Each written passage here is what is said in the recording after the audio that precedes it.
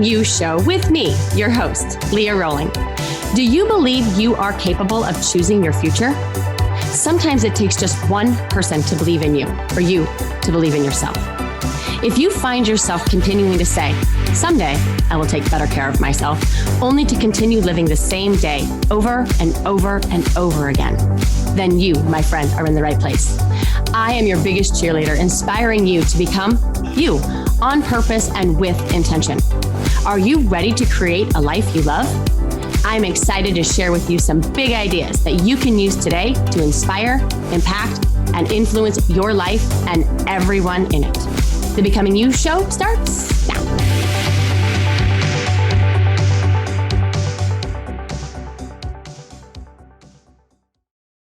Hello, my friends. How are you? How was your week? Are you feeling encouraged? Did things seem to go your way, or do you find yourself discouraged, defeated? Whatever you're feeling right now, can you pause and just take a deep breath and remind yourself of just how amazing you are, how far you've come, what all you've endured? Can you remind yourself that you got this, for better or for worse? That you know what to do, that you can trust that, even if in the past people told you otherwise. They were ill-informed. I want you to reclaim that belief in yourself. I believe that we are at our best when we can both believe in ourselves and trust in our knowing, while also extending grace and patience with the human story, the one of progress and struggle, the one of shame and blame. These are conditions of our humanness that I talk a lot about. I research a lot about. I read and listen and explore my own conditions. And I thought I would share something that I've learned about myself over the last couple of years when I find myself not liking someone. Now, if you were to ask my kids or really anyone that knows me, they would say that I don't dislike anyone. And I wish that was true. I think for the most part, we're not running around sharing out loud to whomever will listen that we don't like someone. We wouldn't want to be someone that doesn't like others, who judges others. We want to be someone that is caring, that is compassionate and kind and well. Not liking someone really doesn't fit that mold. So what is the work that I did, that I paid attention to while I navigated this dislike? That's what I want to chat about with you today. And first, while I'm not suggesting we billboard our dislike to others, I want us to be aware of it for ourselves. I know for me, I make all sorts of excuses as to why it is that I don't like them. I don't like what they did. I don't like how they show up. I don't like how they treat me. The one person in particular that I was thinking about as I had did this work and was writing this outline for you is I would have to see them at events, and I would ruminate on how she would show up and what she would do, and whether or not she would acknowledge me, and or whether or not she would return my hello, and whether or not it would be awkward, or maybe this time it would be perfectly normal. And this ruminating of a scene before it even happens is incredibly disempowering. Or what else I find happens is that there's this person that you're not even really close to, not even in the same friend circle, and yet you fix on them. Whenever you see their post or feed on social, you feel this sense of unease. And even when you don't see them, or hardly ever, am I the only one that experiences this? The other thing that I notice is that people will offer up to me that they don't have a relationship with a certain family member, a brother or a father or an aunt. And then they tell me all of the reasons why they don't have said relationship with them. And I like to assure them that they absolutely have a relationship with them. And I remind them that your relationship, every single one of them, has almost nothing to do with that other person and what they do or not do. It has everything to do with your thoughts about them. Your relationship is happening in your mind. And as I thought about this person in my head, it was not a fun one. So think about that person for you, that one that you just can't get to like. You try maybe and still, nope, I still don't like them. Okay. I want you to have that person in your mind as we kind of walk through this process of not liking someone. So when I have this thought, when I think about this person in dislike, it leaves me feeling insecure. And it left me showing up awkward at these events. It left me looking for proof for indeed she was unlikable. I mean, it couldn't be my fault, right? It was her fault. She's the one that doesn't talk to me. She's the one that goes out of her way to ignore me. She's the one that will literally not return my hello. And friends, I might be able to put some of these in the fact line, but mostly these are just my thoughts. Thoughts that feel really important and necessary and that justify my judgment, but ultimately leave me feeling awful and awkward. These thoughts create a lot of unnecessary pain for me. So, what did I do? What can you do? Where do we always start with this work? Awareness. Awareness of what is true. Awareness and acceptance of where you are. So you first be aware of your thoughts and how you show up with them. And it can be tempting to commiserate with other people that also might not like what she does and how she shows up and all the ways she's doing it wrong. And I want you to own the truth. The truth is that you don't like it. The truth is that I think she should not ignore me. That I can't believe that she would act that way. The truth is that I don't like her.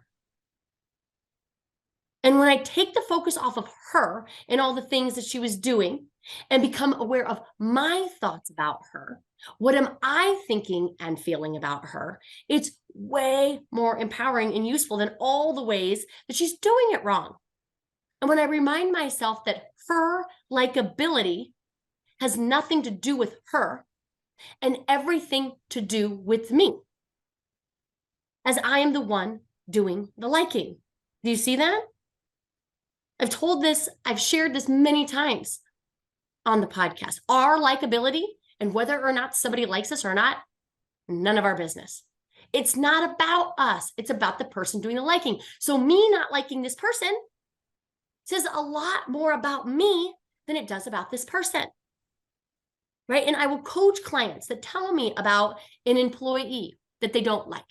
And they will tell me everything about this employee, that they gossip too much, that they only do what they are told, nothing more, that they stir up a bunch of drama in the office and they don't know what to do about it. They bring these things to me. And I get it, right? They share a lot of great evidence to support their dislike for this employee. But there lies the problem. Your employee is not seeking ways to gossip less and excel more and minimize drama. Your focus on your employee is the problem. Your focus, your hope that if your employee would just change, excel better and do more and be less dramatic and gossip less, that you could feel better. So can you just own that you don't like your employee? And when I offer this, they immediately defend the employee And they start telling me all the reasons why they like them, why they continue to keep them on the payroll, why they've not let them go yet. And then we go back to them and we shift the call, the narrative back to the person of interest. And we forget that in actuality, the person of interest is them. It's the person that I'm coaching. So when we focus on our dislike, it is way more useful. We get leverage over it than focusing on the other person that PS you can't control, right? So my client can't control her employee. She can't. She can influence, but she can't control. And the best way to gain influence is to lead from love in awareness for who it is that you are and how it is that you're showing up. And I promise you, when you get some intel about why it is that you don't like that person, you will come to that person. You will meet that person with better awareness, with probably better compassion, kindness, and curiosity, right? So again, we cannot control this employee. You cannot control the person of interest that you dislike, okay? So whoever that is, they have agency. They are out of your control. You can, of course, take some measures to either incentivize or eliminate some behavior or their position, but you really can't control that person or that employee. I can't control this person of dislike for me, but I can get to the truth. Because the truth here is that my dislike for her tells a story. It invites me to explore my values. It invites me to better understand why I think that people should do this or not that. It invites me to be curious. It invites me to be wrong. Why do people have to talk to me like that? Right? Why can't people ignore me? Why do I think she should be better for me?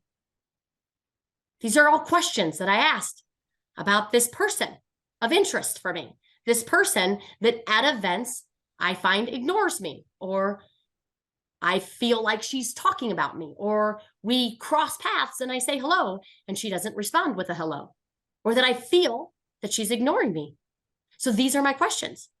Why do people have to talk to me? And before we get all self-righteous and, well, because they should, let's let that question play out. Why can't people ignore me? Or better, why shouldn't people ignore me? Why do I think people should show up better for me? How am I showing up in dislike? That's a pretty powerful question. Am I showing up my best when I feel dislike for someone else? Probably not. And without judgment? Right? This is huge, you guys. The reason we don't get leverage on our thoughts is because we are judging ourselves for judging other people. And when we slow it down and we get curious as to why we don't like them, we can learn so much about ourselves. The truth is, you may just decide that you don't like them and you don't want to like them. That's okay. I just want you to own that you don't like them because of your thoughts about them. It doesn't mean that they are not likable. I am sure someone in their life likes them. Maybe their mom, right? Or maybe their kids like them fine, okay? Their likability has to do with your thoughts about them. And you can just choose that you don't like them. But what I see happen is too often that when we judge ourselves for not liking someone, we double down on our own dislike. One, for that person, and two, for ourselves. Do I wish we could all like everyone? Yes, probably, right? I think it would be great, be amazing. That would probably be more honoring to the person that we want to be, more aligned with our faith, more godlike, but it's not always available for me. But what is always available for me is to slow it down. And instead of thinking about the other person and how it would be better for me if they did this or that, I can ask myself some super powerful questions. Why do I need them to be different? Why did I need her to talk to me? Why did I need her to pay attention to me? Why do I need her to like me? These are such life-changing and transformational questions. I'm going to share with you. When I sat down with these questions for myself, why do I need them to be different? Why did I need her to be different? My initial instinct is that they should be. Almost this like ridiculous self-righteousness that I know best. They should know better. And the interesting take on that is from self-righteousness, I become the exact person I am judging them for being most. Do you see that? When I keep pulling back the layers of this question, I get to what is probably what I think is the most true, yet still in thought land. And that is that if they were better, if they were nice to me, if they didn't ignore me, if they liked me, then I would be worthy of being liked. And then when I meet that thought with fact, I remember that my worth is not dependent on whether or not someone likes me. It's not even dependent on whether or not I like me. Why do I need her to talk to me? I get it. We all want to be seen, heard, validated, for sure. But the question I ask specifically is why her? Why is my focus on this one person? Why wouldn't I focus on all the people that do see me, hear me, validate me, love me? Why is it that I'm focusing on this person? And the answer was quite revealing. A podcast for another day. But essentially, it revealed a pattern in my life of trying to get people to like me that didn't. If I could win them over, then there would not be a void in that column, a competition of sorts. If I have all these people that like me, right, they go in this column. And if I can just build that column up, it doesn't seem so bad to have my dad in the column that doesn't like me. Isn't that fascinating? I've done so much work cleaning up my thoughts, staying in abundance, honoring the human story, aware, painfully aware of the shame, blame loop, and bam, an opportunity to heal. The meeting looks like this. Leah, you know this work. You know that your likability says nothing about you. You know that these spreadsheets are not sheets of truth, rather sheets of shame. And we all know that shame is a lie. There's nothing wrong with you. You don't need fixed. You also don't need people that like you. You need to like you. And what is going on for you that you liking you is not available? And I know this for sure. The more work I do on liking me, P.S., this is the daily practice. I don't just like me on my birthday, although I do especially like me on my birthday.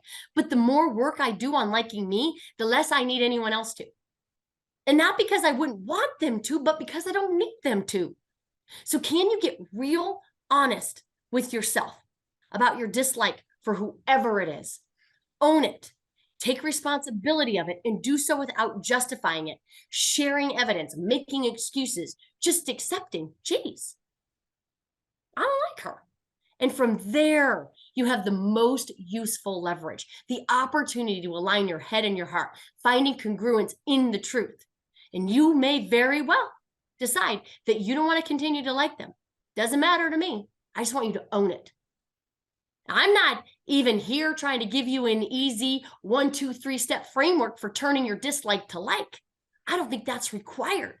For me, what I find is when I take advantage of the opportunity, yes, P.S., not liking someone is an opportunity. And I focus my disliking on me because after all, it is. No one creates feelings for you. Dislike is a feeling that you create with your thoughts. Wouldn't it be interesting to know the thoughts that you think that are leaving you feeling so terrible?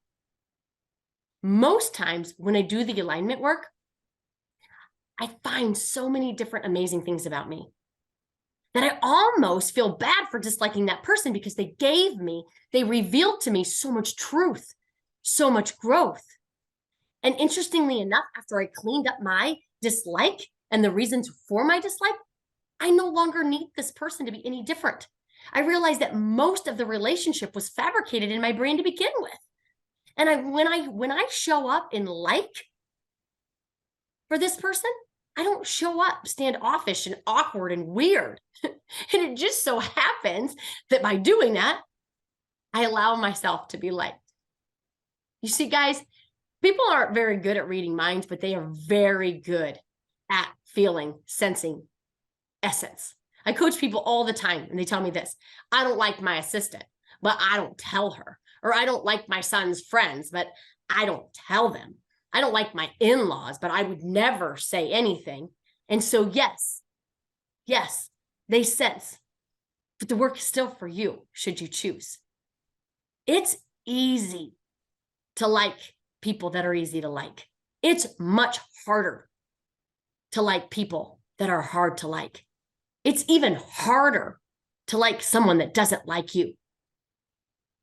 People will say to me, why, Leah, would you want to like someone that doesn't like me? Why would I want to like somebody that doesn't like me? What's the point? The point is, we are not liking the other person for them. They are not the beneficiary of your like. You are. And just like with goals, we don't set goals because our life will necessarily be better. We set them to see who we can become, to explore ourselves, to see what comes up when we get disappointed, to see where we break when we hit against struggle, to see just how strong we are, how resilient we are, to demonstrate the courage of our will, to validate the nudge for more, not from a place of not enough, but from a place of possibility. The people that you don't like, the people that don't like you, are the best teachers in the world to discover more about who it is that you are. It's an invitation to become more of who it is that you are. And P.S., you can continue to not like them, just like your reason.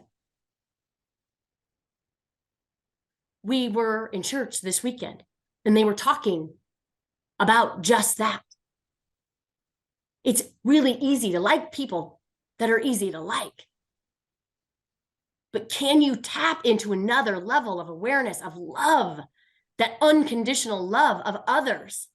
That when you can honor other people with that love, it becomes more available for you to choose for yourself. And that is the exploration. That is the work. That is the work that we do in all of the becoming programs. So if you want to take this work always to another level for yourself, if you want to figure out how to become the best of who it is that you are in the midst of struggle, in the midst of difficult people, so that you can better how you lead your families, your mission, your business, I invite you to apply for one of our next upcoming becoming programs. In the show notes, you can find the wait list for those. The other thing that I created that I would like to invite you to pick up free, it's a free guide. If you lead, if you run a business, if you want to get leverage on how to inspire and influence, engage the people that you employ, the people that you lead, the people that you manage, the people that ultimately are the reason that your business will either be successful or not. They are your biggest assets. I want you to pick up this guide, this engagement guide. It's a 10-page guide. And in it, I share with you strategies for recruiting and training A players, and simple ideas on how you can implement today across all members of your team, Gen Xers, millennials, all of them.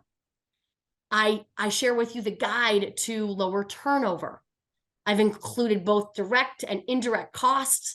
I've included the research on how to leverage, engage, influence, inspire your employees to want to do more for you, to want to demand their own level of excellence. So it's a blueprint engagement guide, and I would love for you to pick it up. It's in the show notes. It's free. I love to hear your feedback on it, because at the end of the day, our best way to lead and to love and to serve is to start with ourselves, to start with that awareness piece, which is where we started today in the dislike conversation. If you find that people in your company are hard to like, if they're hard to inspire, if you're not getting that reciprocity, that trust that you want, and it's affecting the way you lead, it's affecting the way that you come into work, it's stealing and robbing you of your energy, you've got to start with yourself. You've got to look within. No doubt. I have no doubt you've got lots of proof, lots of evidence on how everyone else is doing it wrong. And it's probably valid. It's probably even true. And I'm sure you've got lots of people that would tell you otherwise. But is it serving you? Is the ruminating? Is the story fondling? Is the conversation with the people that also have that same level of regard for this person? Is it bringing out the best in you, or is it robbing you from the best of you? And you got to know that, and you got to be clear on that, because the only way that you can lead impactfully, lovingly, inspirationally is to first check in with why it is that you don't like that person. Do that self-exploration first. Everything else will make sense later. And so again, if you're not doing this work with somebody, if you don't have a coach, if you don't have a mentor, if you don't have somebody to support you in this journey, I would love to be that person for you. You don't have to do it alone. And if it's not me, find somebody that's going to support the best in you. Why am I so passionate about this? Because the world needs you at your best. You have gifts, you have talents, you have strengths, and they are on purpose, right? You are designed with them on purpose, intentionally. And I think that all of us need a coach to bring out that in each and every one of us. I will always have a coach for that reason, because I have gifts and I have genius, and I also had nothing to do with them other than it is my purpose to live them all out. So I hope you will do that for me today. Let me know what you thought about this podcast. Share it with somebody. I appreciate the love always. I appreciate and honor you for being here with me today. Have an amazing one. Take care. We'll see you soon. Bye-bye. You have been listening to the Becoming You show with me, your host, Leah Roling, where I share big ideas to inspire, impact, and influence your life. Tune in every Friday at 11 Central on transformationtalkradio.com for your morning cup of coffee, the hug you never want to end, and that inspirational message that you felt was written just for you. Each show is inspiring you to become you with purpose and intention. For more information or to connect with me, visit www.leahroling.com.